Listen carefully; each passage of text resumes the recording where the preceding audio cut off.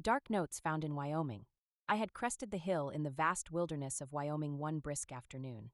It was February, and I always habitually did most of my little excursions around winter. There was little snow, so traveling was less impeded than usual during this time of year. I won't bore anyone with why I was out there. It was simply the nature hike.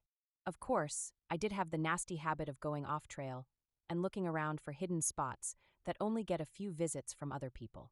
I'd like to be the first to see them and have memories of unique hiding spots that have yet to be discovered. On this particular hike, I found an abandoned road in the forest. That's odd, I said to myself. I was curious about where this road went, so I chose a direction and hoped it would be less than a 5-mile walk. Anything longer, and I'll head back. And I don't have to worry about getting lost. I always carry an expensive GPS. The road in question looked like it had been abandoned for decades and was practically overgrown, but there were still sections of asphalt that remained. Thankfully, no more than 2 miles in, I spotted some houses up ahead. I was surprised to find out about there being a town in this area.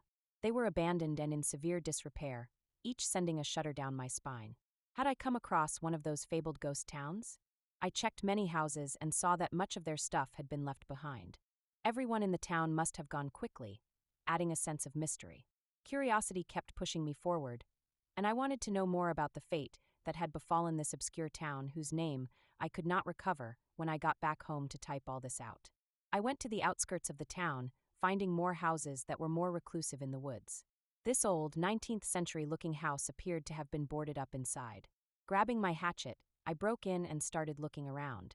Many other buildings looked like they had been ransacked, but this one was strangely untouched. I glanced at the dining room table and saw a stash of papers stuffed inside a bottle. A message in a bottle. How cliché. Popping it open, I took out the papers and saw they had been numbered from 1 to 11 on the top right.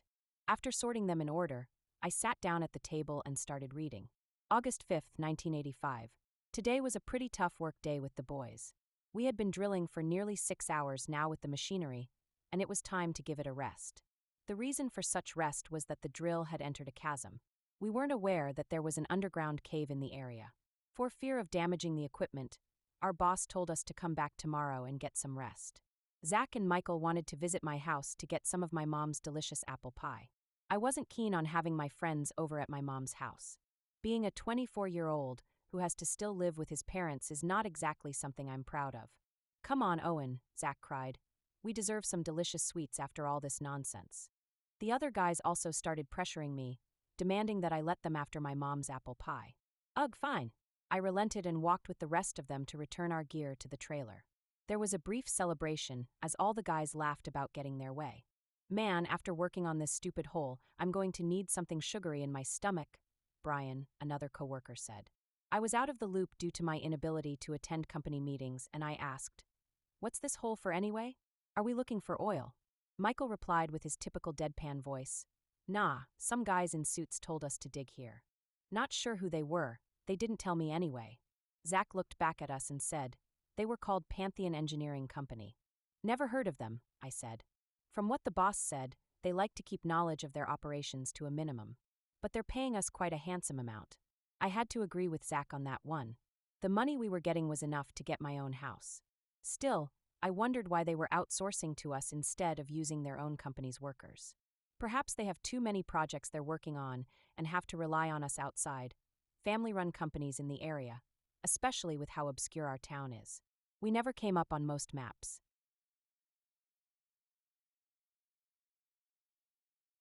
My mom was as welcoming as she always is, but sadly she did not have the apple pie all my friends looked forward to. She had peach pie, which is less popular with the boys. We could kick back, drink a few beers, and watch the football game. Guys' night could still be saved, and we told Zach that he should call his brother and friends to come over.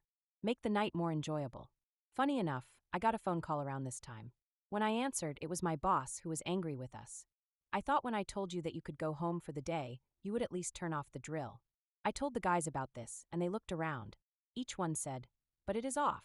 Zach, the responsible one on the team, replied, "I shut it off myself." I told Glenn, our boss's name, that we shut it off, and Zach confirmed. "Well, I don't know why I hear sounds coming from the drill. There's a screeching sound." I repeated, "Screeching?" "Yeah, I'm hearing it right now. Listen." The sound of high-pitched screeches was slowly fading in. I listened more carefully to hear it more clearly and noticed something more distinct about the noise. It sounded like someone was speaking that was getting overlapped by the high-pitched noise. I listened more closely until I heard, "We see you." I pulled the phone away and told Glenn it wasn't funny to prank someone like that. He pulled the phone away but said he only heard my voice muffled by the sound. I repeated my sentence and he replied, "I'm not. Also, I checked the machine. It's not turned on, just like you said." "Told you," I snarked impulsively. He sounded more grumpy this time. "Don't start mouthing off at me. I don't know what's going on and frankly, I'm going to call up those Pantheon guys and tell them that I want to know more about what they're having us work." Suddenly the phone cut out. "Hello? Glenn?" The line was dead, and I assumed he must have lost power in the area. That was weird. I put down the phone and went back to the guys. We were already in the second half of the game, and I didn't think much more of the conversation. I was sure Glenn just messed around with something and blew a fuse back at the project. Michael asked, "So what did the old man want? Did he figure out what that screeching noise was?" The phone line cut out. He said something about confronting that company that has us working on it. Jimmy, a Mexican friend still practicing English, replied, "Why would the power cut out? Something doesn't seem right." Everyone else seemed to have difficulty understanding his accent, but I was secretly dating his sister. She had been teaching me some Spanish, and I was able to understand more of the accent in my interactions with her, not to mention that I have been friends with Jimmy the longest out of everyone in the group. I don't know, you're right about it being rather odd. It's almost coincidental that it cut out right as he talked, and I heard some voice coming through the screeching. Michael, ever the type to disregard anything, shrugged it off. It was probably Glenn making it up. I decided to voice my concerns more, but everyone returned to the game. I sat down next to Jimmy and took another sip of my beer. Still, I could not shake my feelings of anxiety as I wondered what could have caused the abruptness of the line being cut and that noise.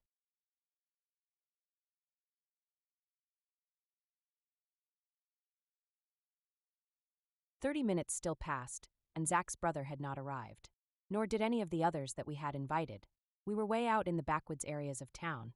In fact, reflecting on the events that precede made sense why it took so long for us to notice that something was dangerously wrong with the absences. My mom's house is opposite where the dig site is. Walking from one end to the other could take you well over an hour. "Ugh, where is that loser?" Zach started to grumble. I replied, "Maybe he's held up by his girlfriend? It shouldn't take him that long to shake her off." He went back to my phone and dialed him up. "Hey Harry, what's taking so long, what?" His sudden change of tone instantly got everyone's attention. I leaned in beside him to listen in. These were the words that I heard. "Listen, something weird has been going on. I feel like there are people outside the house.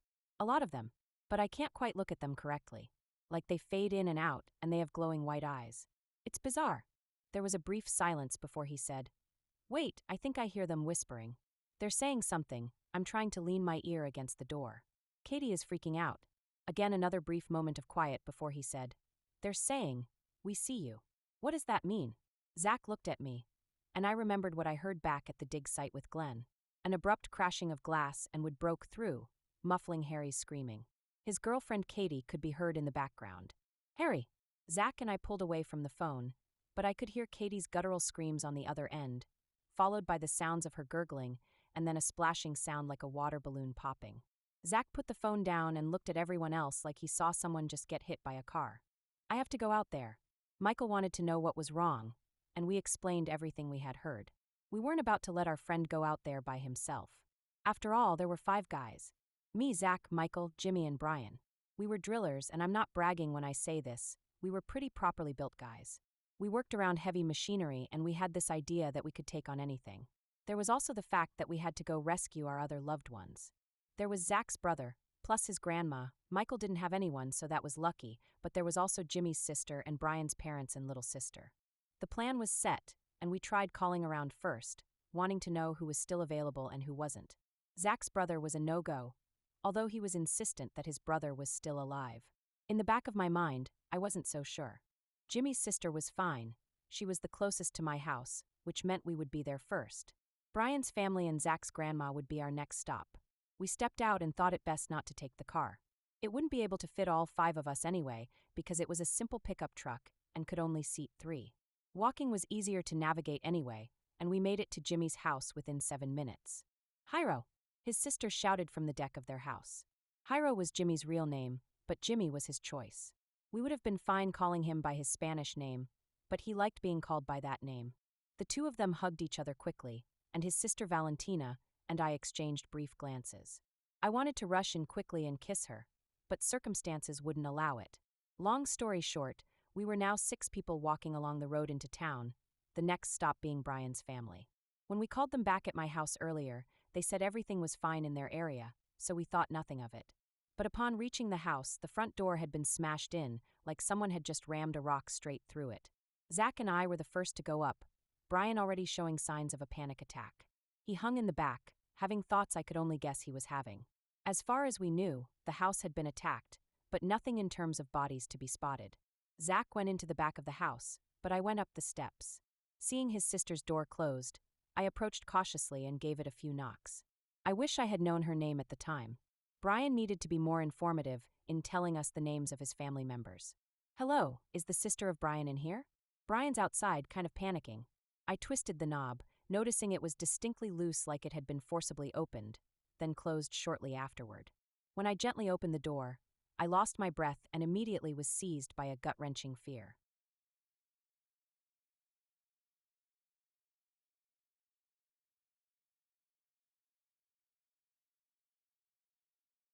There was blood and visceral remains everywhere in the room. It was like a balloon filled with it had been popped in the center and splashed in every direction. It was still fresh and dripping from the ceiling, covering the little bits of pink paint on the walls and her white bed. I quickly lost my nerve and ran back downstairs, only to see Zach, who had the same look of shock on his face. They were in the middle of telling Brian, who was crying bitterly. Zach checked the kitchen and saw the exact same scene as I saw upstairs. None of us could develop the words needed to comfort Brian. Valentina tried her best to hug him, something he appreciated, but he was still much too disturbed by the current loss of his family. She was only 6. He muttered to himself. I felt so useless. Why couldn't I develop the words to help my friend feel better?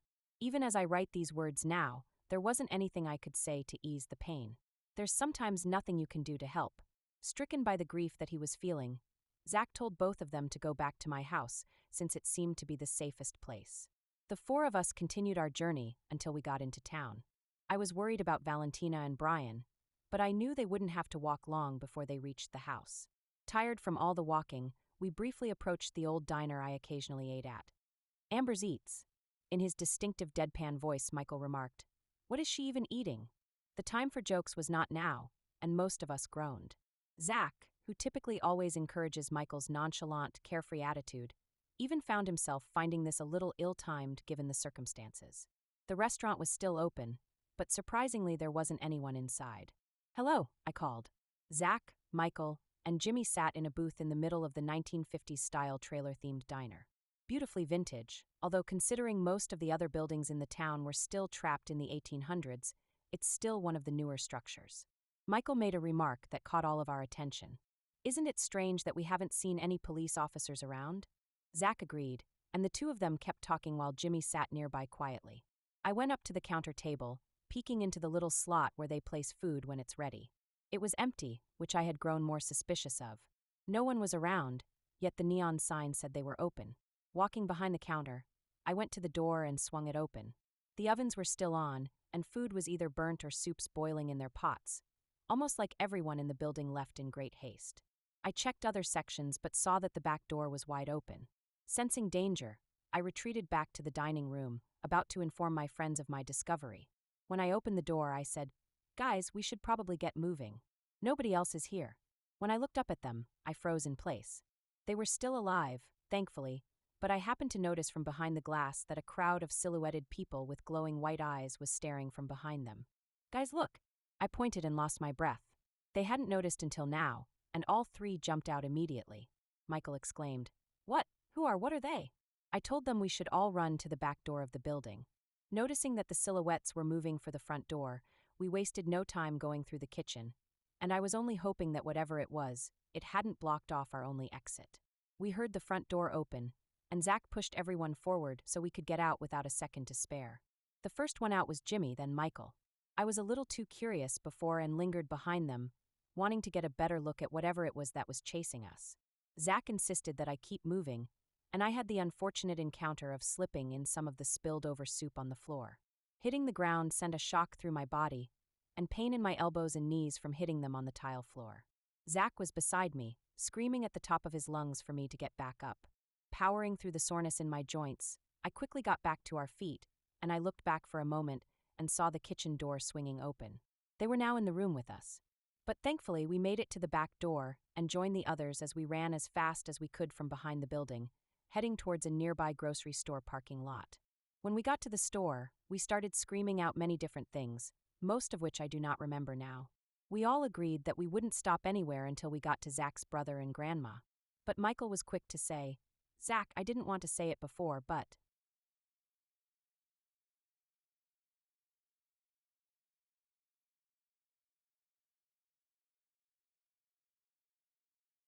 "Keep your mouth shut." "No, Zach.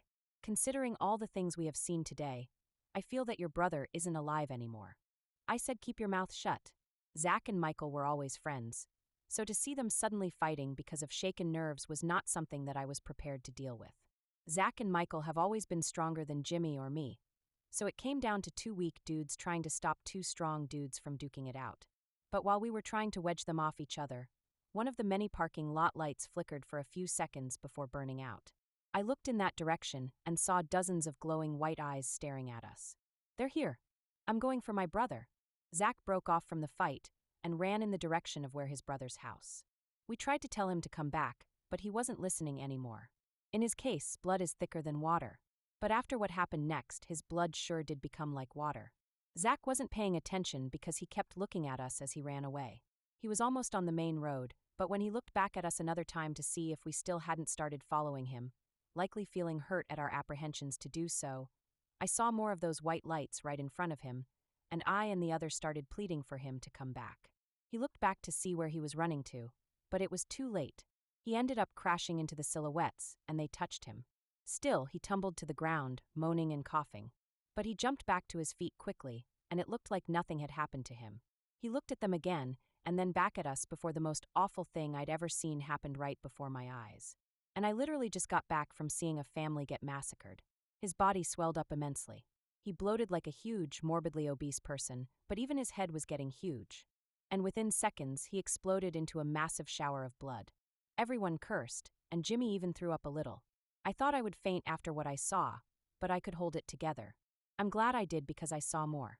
Standing in the center of where Zach was, another silhouette with white eyes and a glowing nervous system and brain inside the silhouette. "Wait, is that Zach?" I inquired. It was Zach. He had become one of those things which we started to call night stares. That's what I'll be calling them anyway. Not wanting them to get any closer, we ran back to my house as fast as we could. It was the only place that we could think of as a safe place.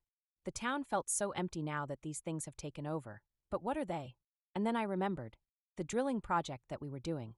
Because we were so focused on running back to my house, I didn't have much time to reflect on my thoughts until I finally got up to the door and was greeted by my mom and Valentina. She must have forgotten about her brother still being with us because she instantly pulled me into a hug. Jimmy stared at us briefly before putting two and two together. "Wait, are you guys dating?"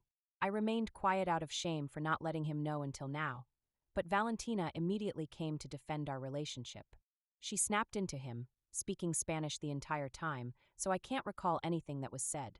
But while that was happening, I looked to my right out at the woods and saw more of those little yellow balls of light staring at us. Night stares. I warned everyone, hurrying them inside. In the attic, we had plenty of boards of wood that we could use to seal off all the windows and doors in the house.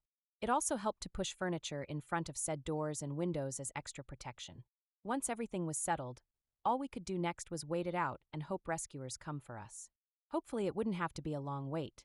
Jimmy didn't seem so angry anymore after getting chewed out by his sister. Although I could still tell he was a little perturbed that we hid the relationship from him. If it wasn't for the fact that some freaky shadows are following us, I'd be a little more upset about you dating my sister behind my back. She and I have been dating since we were in high school. Maybe you would have seen the signs if you paid attention more. He scoffed at my words, angry that it was this many years that we had been together. I checked outside and still saw the crowd gathering around us. They weren't attempting to force their way in like they had done. Maybe we had a fighting chance. Valentina came up beside me, and we both leaned our heads into one another. I held on to her soft fingers as we tried to think of a plan. My mom had called 911, but they had gone dark. She wasn't sure if there was anyone else to call. We didn't know the phone number for the National Guard.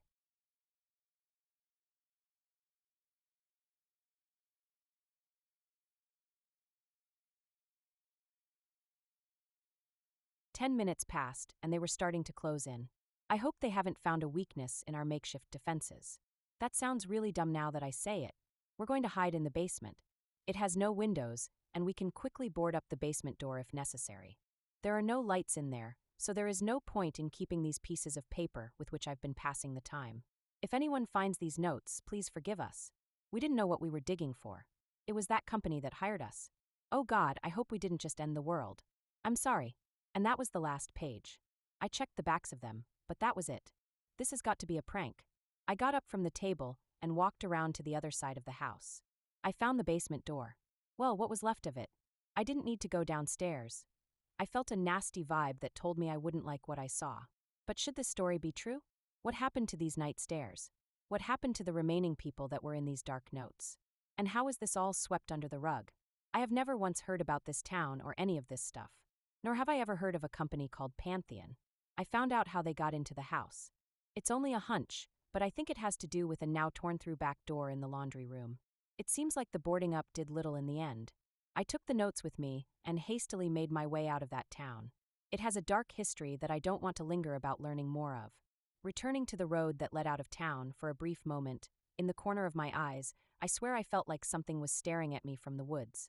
Slowly moving my eyes, I thought I saw the faint, yellowish glow of a dozen orbs staring at me. I hastened my walk, wanting to put as much distance between whatever I saw and me as possible. Even as I sit back at home and type out this entire revelation to the outside world, I feel no desire to uncover the truth about any of this. Someone else could take up such a task, but I'd rather live quietly and keep my head down. After all, I'm naturally curious, but sometimes there are things I don't want to know about.